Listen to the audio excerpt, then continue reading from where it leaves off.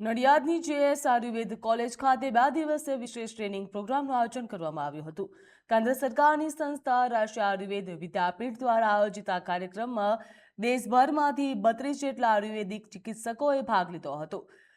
જ્યાં ચિકિત્સકો દ્વારા વિષય ઉપર આધારિત આ તાલીમ કાર્યક્રમોને હેતુ આયુર્વેદિકમાં જટિલ વિષયોને વધુ સારી રીતે સમજવા અને ચિકિત્સકોના જ્ઞાનમાં વધારો કરવાનો હતો। કાર્યક્રમમાં કિડની અને લીવરના રોગોને આયુર્વેદિક પદ્ધતિથી સરળ અને સારવાર અંગે નિષ્ણાતો દ્વારા માર્ગદર્શન આપવામાં આવ્યું હતું, જ્યાં નડિયાદની આયુર્વેદિક સંસ્થામાં ક્ષેત્રમાં વિશેષ ઓળખ ધરાવતી હોવાથી આ કાર્યક્રમ માટે તેની પસંદગી પણ કરવામાં આવી। તાલીમમાં ગુજરાતના 25 અને અન્ય રાજ્યોના 7 ચિકિત્સકોએ ભાગ લીધો હતો, જ્યાં કોલેજના નિષ્ણાંત તબીબોએ વિવિધ વિષયો ઉપર વિસ્તૃત માર્ગદર્શન આપીને આયુર્વેદિક સારવાર પદ્ધતિઓ અંગે પણ મહત્વપૂર્ણ માહિતી આપી હતી।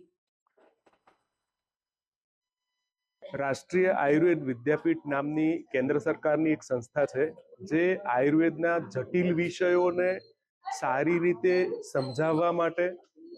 અને આયુર્વેદના વિદ્યાર્થીઓ અને આયુર્વેદના જે ચિકિત્સકો છે એમના જ્ઞાનમાં સતત વધારો થતો રહે એટલા માટે થઈને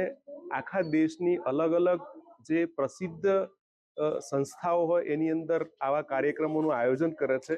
જેની અંદર અલગ અલગ રાજ્યોના આયુર્વેદ ચિકિત્સકો અને આયુર્વેદિક વિદ્યાર્થીઓને એની અંદર બોલાવવામાં આવે છે।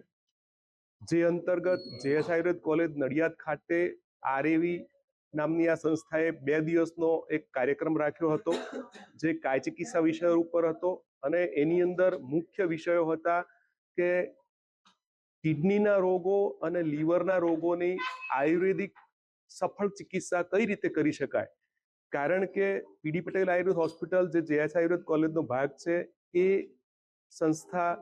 આ બંને રોગોમાં સફળ આયુર્વેદ ચિકિત્સા માટે દેશ વિદેશમાં પ્રસિદ્ધ છે અને એ કારણથી આ સંસ્થાનો આ કાર્યક્રમ માટે પસંદગી કરવામાં આવેલી। ये 2 दिन का टीचर्स ट्रेनिंग प्रोग्राम था, जो आरएवी राष्ट्रीय आयुर्वेद विद्यापीठ द्वारा नई दिल्ली द्वारा आयोजित किया गया था। ये जो इंस्टीट्यूट है,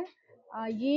मेनली क्रोनिक किडनी डिजीज और लिवर सिरोसिस ऐसे पेशेंट्स को ट्रीट करने के लिए मशहूर है। तो ऐसा हमने पहले भी सुना था, लेकिन इस ट्रेनिंग के माध्यम से हमारा यहाँ आना हुआ। तो यहाँ किडनी पेशेंट्स और लीवर पेशेंट्स, सिरोसिस के पेशेंट्स, उनको प्रैक्टिकली कैसे ट्रीट किया जाता है,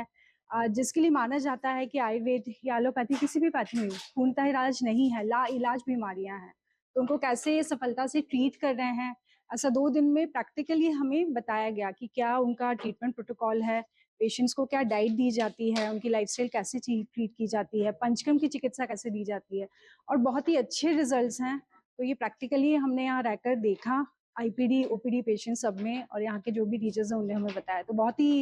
अच्छा रहा हमारे लिए अनुभव, और हम आशा करते हैं कि ये नॉलेज जो लेके जा रहे हैं आगे हम भी अप्लाई करेंगे।